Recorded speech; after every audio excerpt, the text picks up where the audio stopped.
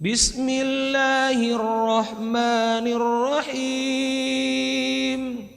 Inna rabbahum bihim yawma idzil lakhabir. Bakhil terhadap saudara-saudaranya, ya. Allah seringkali menggunakan kata sumpah, ya.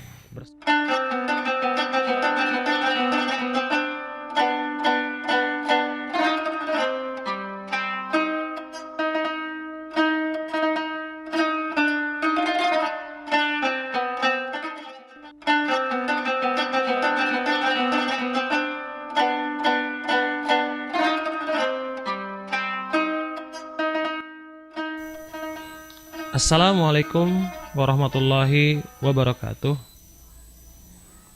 Selamat pagi, siang, maupun sore buat anak-anakku semua kelas 3 SD Muhammadiyah Meruyung.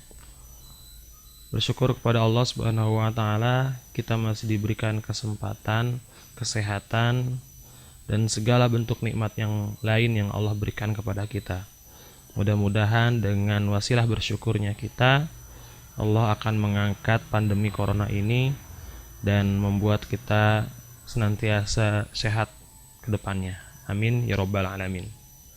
Anak-anakku sekalian, mohon maaf, Bapak, masih ingat nama Bapak kan? Bapak Syahrul Mubarak. Ya, mohon maaf, Bapak minggu yang lalu belum sempat memberikan video pembelajaran dikarenakan memang masih ada beberapa kegiatan atau aktivitas lain yang mohon maaf sekali tidak bisa Bapak tinggalkan. Oleh karena itu, untuk materi pembelajaran kali ini kita akan masuk langsung ke dalam 2 buah materi pembelajaran. Di bab pertama yaitu tentang surah Al-Qari'ah dan surah Al-Adiyat. Sebelumnya, ayo mari kita baca bersama-sama doa agar apa yang kita pelajari hari ini bermanfaat untuk kita semua. Berdoa, persilahkan. Rabbi shrah li sadri wa yassir li.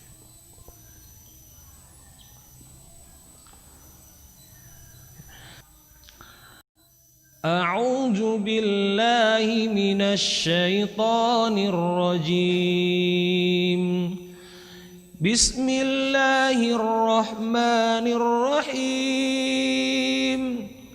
Wal 'adiyati dhabha fal muriyati qadha fal mughirati subha فأثرن به نقعا فوسطن به جمعا إن الإنسان لربه لكنود وإنه على ذلك لشهيد وإنه لحب الخير لشديد أفلا يعلم إذا بؤصر ما في القبور وحصل ما في الصدور إن ربهم بهم يومئذ لخبير. Kemudian langsung ke surat Al-Qari'ah yang terdapat pada halaman 5 sampai halaman 7 di buku paket Al-Islam. Bismillahirrahmanirrahim. Al-Qari'ah. Mal Qari'ah. وما أدراك ما القارعة يوم يكون الناس كالفراش المبثوث وتكون الجبال كالعهن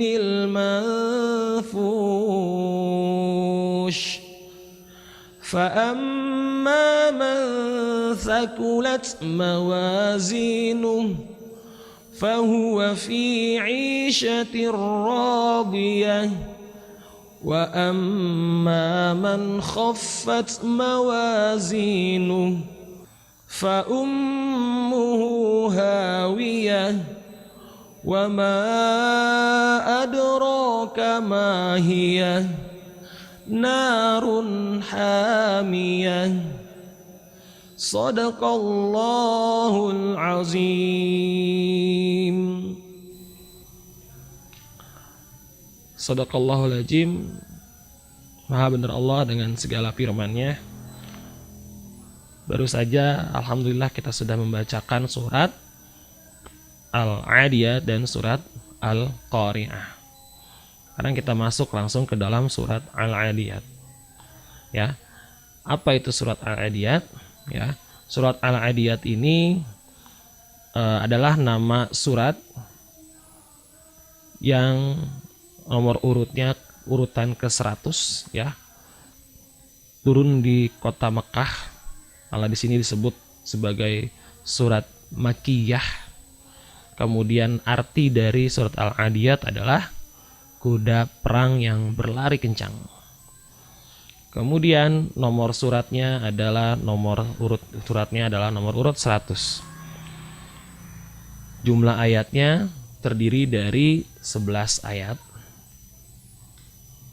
Dan ini termasuk golongan surat surat Makkiyah. Apa itu surat Makkiyah? Dalam Al-Qur'an, surat-surat tersebut, ayat-ayat tersebut di dalam Al-Qur'an itu terdiri dari 2 jenis surat. Yang pertama surat Makkiyah dan yang kedua surat Madaniyah. Nah, ada yang berpendapat bahwasanya surat Makkiyah adalah surat-surat yang ayat-ayat yang diturunkan di kota Mekah, sedangkan surat Madaniyah adalah surat-surat yang diturunkan di kota Madinah. Tapi ada juga yang membaginya terhadap 2 masa, yaitu surat Makkiyah adalah surat-surat atau ayat-ayat yang diturunkan sebelum Nabi Muhammad SAW hijrah ke Madinah. Sedangkan surat Madaniyah adalah surat-surat yang atau ayat-ayat yang diturunkan oleh Allah Subhanahu wa taala kepada Nabi Muhammad SAW setelah beliau hijrah dari kota Mekah ke kota Madinah. Nah, baiklah. Sekarang kita langsung masuk ke surat Al-Adiyat. Kita baca pelan-pelan apa artinya, terjemahannya. Wal 'adiyati dhabha, fal muriyati qadha, fal mughirati subha, fa asarna bihi naq'a, fa wasatna bihi jam'a. Perhatikan, Allah seringkali bersumpah dengan waw qasam ya. Waw qasam di sini di huruf wa di depan. Apa itu waw qasam? Waw qasam artinya bersumpah ya. Allah bersumpah dalam ayat ini ya. Allah seringkali menggunakan kata sumpah ya. Bersumpah ketika memulai sebuah ayat, sebuah surat. Contoh misalkan wal 'adiyati wal 'asri wasyamsi wadduha wal laili was samai ya. Ketika seseorang, kita contoh, ketika seseorang mengucapkan sumpah, sebenarnya apa sih yang diharapkan oleh orang yang bersumpah tersebut? Misalkan ada salah satu dari kalian melakukan kesalahan ya, dituduh melakukan kesalahan, mohon maaf, misalkan mencuri uang temannya. Hei Danu, kamu mencuri uang temanmu ya? Maka ketika itu ditanyakan kepada si Danu akan mengelaknya, berusaha mengelak dan berusaha meyakinkan. Bagaimana biasanya orang meyakinkan? Yaitu dengan bersumpah. Sumpah Pak, saya nggak ngambil, bukan saya. Nah, berarti ketika orang bersumpah diawali dengan sumpah ketika dia mengucapkan sesuatu, berarti ada hal penting yang harus diketahui oleh orang yang mendengarkannya. Dan bayangkan jika yang bersumpah ini Allah bersumpah dalam Al-Quran. Kalau Allah sudah bersumpah di dalam Al-Quran, berarti setelah sumpah tersebut, orang yang mendengarkannya, kita yang mendengarkannya, manusia yang mendengarkannya, wajib memperhatikan baik-baik. Perhatikan, Allah bersumpah di sini dengan sebutan kuda ya. Wal 'adiyati dobha, demi kuda perang yang berlari kencang, yang napasnya terengah-engah. Fal muriyati qadha, yang kuku kakinya itu, karena mungkin kuda perang itu diberikan sepatu besi, itu di bagian bawahnya tapal kudanya itu diberikan besi. Ketika dia berlari kencang tersebut menimbulkan percikan api yang bergesekan dengan bebatuan di tanah. Kemudian fal mughirati subha, kuda-kuda perang tersebut berperang secara membabi buta, menyerang apapun di pagi hari.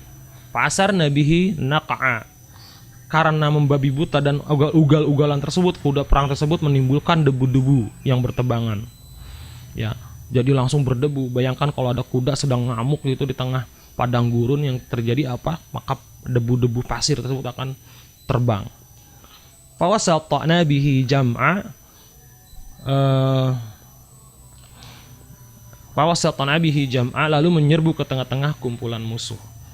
Nah, bayangkan ketika Allah bersumpah dengan nama kuda ini. Kenapa ditanyakan? Mungkin kalian bertanya, kenapa Allah bersumpah atas nama kuda? Ya, memang ada rahasia besar dari Allah. Karena apa? Allah juga sering bersumpah dengan nama-nama yang lain. Bahkan wal 'asr, demi waktu, was sama'i, demi langit, was syamsi, demi matahari, wad duha, demi waktu duha. Karena apa? Memang ada keistimewaan-keistimewaan dari apa yang disebutkan Allah dalam sumpahnya, termasuk kuda perang ini. Pada zaman Rasulullah SAW, kuda perang seperti ini adalah kendaraan yang paling memiliki apa ya? Yang paling ngetren, yang paling dibangga-banggakan oleh orang pada masa itu, oleh semua orang pada masa itu, sebagai sebuah prestise, kebanggaan dari setiap orang. Oleh karenanya, biar orang yang mendengarkan ini memperhatikan lebih jelas, lebih tegas apa yang dimaksud oleh Allah Subhanahu wa taala setelah Allah Subhanahu wa taala mengucapkan sumpah ini. Perhatikan, innal insana lirabbihi lakanud. Manusia itu sesungguhnya sangat ingkar kepada Tuhannya, kufur. Bagaimana kufurnya manusia? Wa innahu ala dzalika lasyahid. Ya, wa innahu ala dzalika lasyahid. Sesungguhnya mereka itu nanti sungguh akan menyaksikan sendiri kemungkaran mereka. Jadi manusia nanti akan bersaksi atas kemungkaran mereka. Maksudnya adalah manusia itu nanti nggak bakal bisa ngelak kalau mereka itu sebenarnya kufur, ingkar, mendustakan Allah. Wa innahu lihubbil khairi lasyadid. Karena mereka itu pada waktu hidupnya di dunia, mereka sangat cinta terhadap hartanya. Sampai-sampai mereka pelit, nggak mau sedekah, nggak mau beramal, saking cinta sayangnya sama hartanya. Coba di antara kalian yang pulang dari, yang pergi sekolah, dikasih uang jajan sama ayah ibunya, kemudian di sekolah ada teman kalian yang ternyata dia uangnya ketinggalan atau jatuh, akhirnya teman kalian gak jajan. Kalian tahu tuh, sedangkan uang kalian berlebih dari orang tua kalian. Maka kalau kalian pelit nggak bagi teman kalian, yang kasihan dia nggak jajan dari pagi sampai sore sampai siang, nggak makan gara-gara nggak punya uang, maka kalian termasuk golongan ini nih, yang diperingatkan oleh Allah, yaitu orang-orang yang ingkar kepada Allah. Afala ya'lamu idza bu'thira ma fil qubur. Ini kata Allah. Tidaklah orang tersebut mengetahui bahwasanya mereka nanti tidaklah mereka mengetahui, orang-orang yang pelit tersebut, bahwasanya suatu saat mereka akan dibangunkan dari kuburnya, dibangkitkan dari kuburnya. Wa khussila ma fi sudur. Dan Allah akan memperlihatkan apa-apa yang ada di dalam hati mereka. Karena bisa jadi dalam hati mereka, dalam keseharian, dalam ucapan mereka, wah saya mah baik, saya mah dermawan, saya mah sering nyumbang. Padahal mereka dalam hatinya, sayang saya nyumbang, sayang di duit dibagi-bagi. Itu berarti ada rasa pelit dalam hati, sayang sama harta. Kata Allah, inna rabbahum bihim yauma idzil la khabir. Meskipun di dunia kalian umpetin rasa pelit kalian, kalian mengaku jadi orang yang baik, jadi anak yang soleh, jadi anak yang dermawan, jadi anak yang suka berbagi, tapi kalau hati kalian begitu sayang dengan harta kalian, ingat, Allah sangat teliti dengan kondisi itu. Karena yang jadi pertanyaan adalah bagaimana manusia dibangkitkan nanti di hari kiamat dan dipertanggungjawabkan terhadap kekufurannya ini, terhadap kekafirannya, terhadap kemunkarannya, terhadap maksiatnya, terhadap cinta hartanya yang begitu tinggi. Karena itu termasuk dalam kategori cinta harta, itu termasuk kategori sifat yang tercela. Pasti ada balasannya. Oke, kalau itu kita masuk ke surat Al-Qari'ah. Kapan manusia itu dibangkitkan dari kuburnya? Kapan jiwa-jiwa tersebut dibangkitkan dari kuburnya? Kapan itu diperlihatkan apa yang ada di dalam hatinya di surat Al-Adiyat tadi? Yaitu kata Allah, Al-Qari'ah, hari kiamat. Mal Qari'ah, apa itu hari kiamat? Wa ma adraka mal Qari'ah, tahukah kamu apakah itu hari kiamat? Perhatikan baik-baik. Ayat ini dimulai dengan pernyataan tentang berita tentang hari kiamat. Al-Qari'ah. Qari'ah ini diambil dari kata Qur'an yang arti sesuatu yang memekakkan telinga. Ini adalah nama lain dari hari kiamat. Allah juga seringkali menamakan surat atau menurunkan surat dalam Al-Quran yang bertemakan tentang hari kiamat. Contoh Az-Zalzalah, idza zulzilatil ardu zilzalaha, ketika diguncangkan bumi seguncang-guncangnya. Zalzalah adalah kondisi hari kiamat. Al-Waqi'ah, hari kiamat.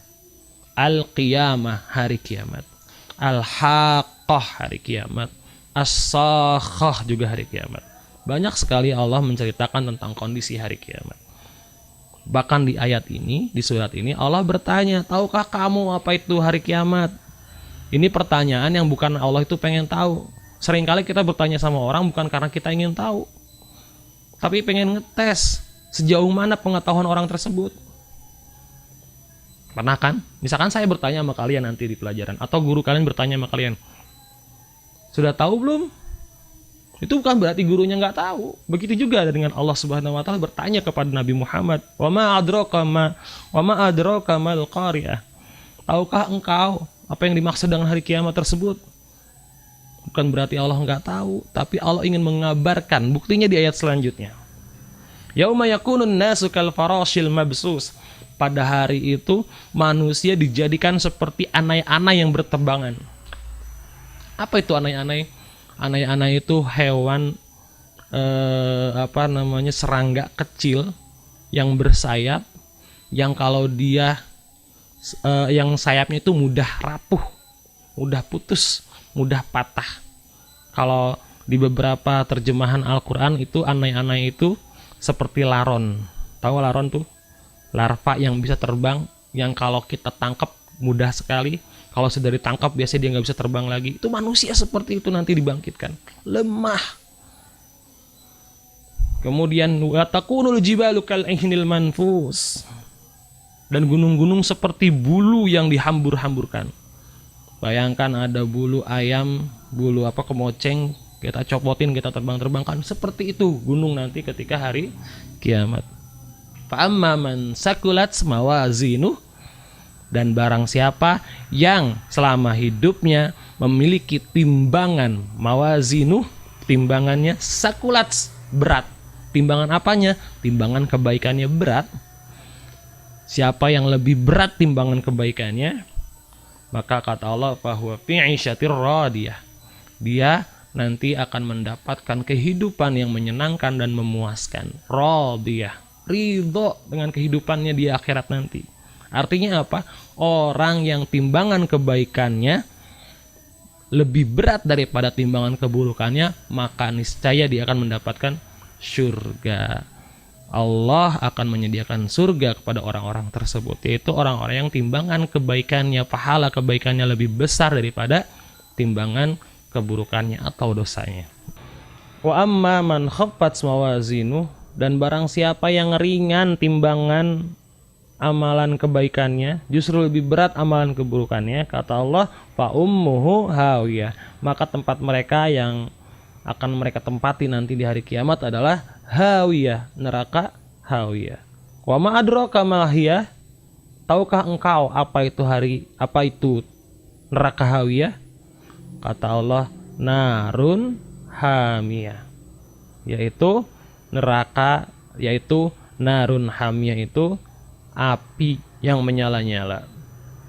Buat siapa api yang menyala-nyala ini? Buat siapa neraka ini? Yaitu orang-orang yang amal kebaikannya sedikit dan lebih berat amal keburukannya. Amal burukannya berat. Contohnya tadi, kalian yang punya uang berlebih tapi nggak mau sedekah, padahal kotak amal di masjid ada, sedekahin buat masjid. Kalian punya uang berlebih dari orang tua kalian, terus teman kalian kehilangan uang, dia nggak jajan dari pagi, harusnya kalian terenyuh hatinya, bantuin teman kalian itu yang nggak sempat nggak punya uang, akhirnya dia nggak bisa jajan. Ya, kamu kehabisan uangnya. Iya, duit aku hilang, yuk jajan sama aku yuk, nih aku ada uang. Nah, itu nggak termasuk orang-orang yang nanti akan dimasukkan ke dalam api neraka. Baiklah, itu pembahasan mengenai dua surat ini, surat Al-Adiyat dan surat Al-Qari'ah. Oke, sekarang kita masuk ke kesimpulan. Surat Al-Adiyat, nama surat Al-Adiyat, arti suratnya kuda perang yang berlari kencang. Kemudian jenis surat termasuk golongan surat Makkiyah, karena jenis surat atau ayat dalam Al-Quran ada dua jenis, yaitu Makkiyah, yang kedua Madaniyah. Makkiyah itu adalah periode Mekah sebelum Nabi Muhammad hijrah ke Madinah, dan yang kedua adalah Madaniyah, yaitu jenis surat-surat atau ayat-ayat yang diturunkan oleh Allah kepada Nabi Muhammad setelah Nabi Muhammad hijrah ke Madinah. Kemudian nomor surat ini urutannya terdapat di urutan ke-100 dan jumlah ayatnya 11 ayat. Kandungan utama atau intisari dari kandungan surat Al-Adiyat adalah berupa ancaman Allah Subhanahu wa taala kepada manusia yang sangat cinta terhadap hartanya, sampai-sampai dia pelit, bakhil terhadap saudara-saudaranya, nggak mau bersedekah buat masjid, nggak mau bersedekah buat orang-orang susah. Kata Allah, Allah tahu itu semua dan siap-siap mereka nanti di hari kiamat akan dibangkitkan. Bagaimana kondisi mereka di hari kiamat? Kata Allah langsung dijawab ke dalam surat Al-Qari'ah. Apa itu surat Al-Qari'ah? Ya, arti surat Al-Qari'ah adalah hari kiamat. Diambil dari kata tadi Quran, ya. Salah satu nama dari hari kiamat. Yang arti aslinya adalah suara kencang yang memekakan telinga. Jadi kalau dengar suara kencang di kuping dan suara kuping kita langsung sakit, itu berarti suaranya sangat kencang. Ya, makanya orang kalau lagi nembak tuh, latihan nembak, suka pakai pelindung telinga tuh, biar nggak terlalu kencang masuk ke telinganya. Kemudian jenis suratnya ini termasuk jenis surat Makkiyah, sama seperti surat Al-Adiyat tadi. Kemudian nomor suratnya ini nomor surat ke urutannya ke-101 setelah surat Al-Adiyat. Kemudian jumlah ayatnya terdiri dari 11 ayat dan kandungan isinya adalah menceritakan tentang kondisi hari kiamat seperti apa. Ya, dijelaskan dari dalam surat Al-Qari'ah, manusia itu seperti laron yang berterbangan, lemah, disenggol dikit jatuh. Kemudian bagaimana nasib manusia setelah mereka dibangkitkan, yaitu orang-orang yang pahalanya banyak, maka dia fahuwa fi 'isyatir radiyah, akan diberikan kehidupan yang sangat menyenangkan dan memuaskan. Wa amma man khaffat mawazinu, dan orang-orang yang ringan timbangan kebaikannya, maka siap-siap fa ummuhu hawiyah, mereka akan masuk ke dalam neraka. Apa itu neraka hawiyah? Yaitu narun hamiyah, api yang sangat panas. Nauzubillah min jalik. Alhamdulillah, itu pembahasan tentang materi surat Al-Qari'ah dan surat Al-Adiyat sudah selesai. Mudah-mudahan sudah bermanfaat untuk kalian dan untuk saya pribadi. Untuk tugasnya seperti yang sudah disampaikan oleh guru kelas kalian, tugas untuk materi ini adalah kalian menyalin surat Al-Qari'ah atau surat Al-Adiyat, boleh pilih salah satunya, teks Arabnya, kemudian sertai dengan artinya. Nanti difoto, hasilnya difoto, kemudian dikirim melalui link yang nanti saya akan sampaikan melalui guru kelas masing-masing. Terima kasih. Kurang lebihnya saya mohon maaf. Kalau ada kelebihan itu dari Allah, kalau ada kekurangan memang saya yang penuh kekurangan. Walafu minkum. Assalamualaikum warahmatullahi wabarakatuh.